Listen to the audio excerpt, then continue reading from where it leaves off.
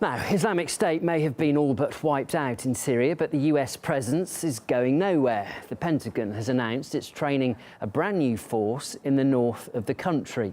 The so-called Border Security Force aims to get 30,000 people in its ranks, and about half will be members of the Syrian Democratic Forces, the Kurdish-led group already supported on the ground by the US. The Pentagon says it's currently training 230 fighters. Well, here's how Washington justified its prolonged stay in Syria. We're going to stay for several reasons: stabilization and assistance in the vital north and northeast, protection of our allies, the Syrian Democratic Forces, who have fought so valiantly against ISIS in the northeast, try to work to help transform the political structures in that area to a model for the rest of Syria. OK, well, let's discuss this further now with RT correspondent Igor Zhdanov, who's in the studio with us. Igor, I mean, a big move, isn't it, this? What will it mean, do you think, for the fragile peace in the region?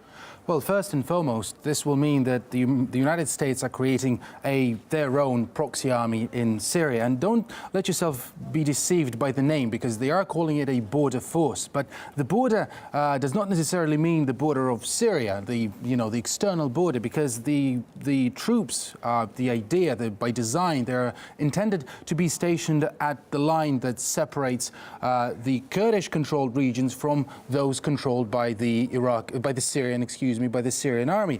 So also worrying for some experts is Washington's words that this could be a model for the whole of Syria, because this could mean anything. And by the looks of it, this could also mean dividing Syria by sectarian lines. I mean, the US has been training forces, hasn't it, for a long time too in Syria? Well, totally. And US experience in training Syrian opposition forces, if anything, says don't do it, because they've been trying to train them, they've been sending them weapons which would end up in jihadists' hands. And the defections would also plague the program, because the rebels, those rebels Washington considered moderate, would defect and join the ranks of ISIL and other jihadist groups. In terms of how successful that operation, that program was, in terms of numbers, here's a reminder. Can you tell us what the total number of trained fighters remains? It's a small number, and the ones that are in the fight is we're talking four or five. So. They were talking 405. Now they're aiming at 30,000. Another point here too. Turkey is a NATO ally, isn't it? But it's very much against this proposal.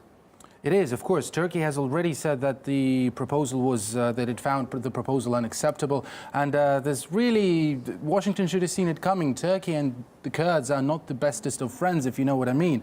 The announcement of the operation itself has come amid some very strong rhetoric coming from Recep Erdogan, the Turkish president. Have a listen. Nasıl sınırlarımız içinde?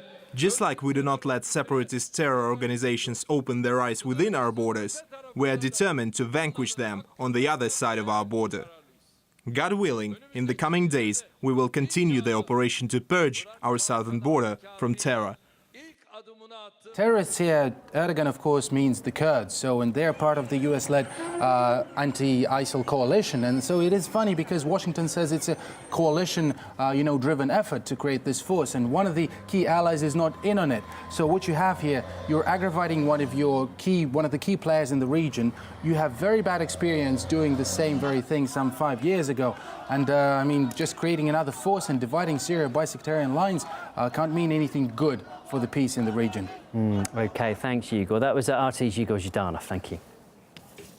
Well, Turkish international relations professor Hüseyin Bagci says that Washington's move could ignite a dangerous conflict with Turkey. Suddenly, Turkey and Bashar Assad regime has common interest. If they do not act together, the Kurds, with the support of the United States of America, will control the entire North Syria. So the Turkish statements yesterday and today by President and also his speaker says that Turkey is on the way to undertake military measures. Probably Turkey can do this. I think the Turkish-American cooperation as two NATO partners will have now a new different dimension where Turkey and America have totally different interests. So we have a big regional crisis there, and I think it would not lead necessarily to a war between the United States of America and Turkey, but definitely a crisis, military crisis is just coming and waiting.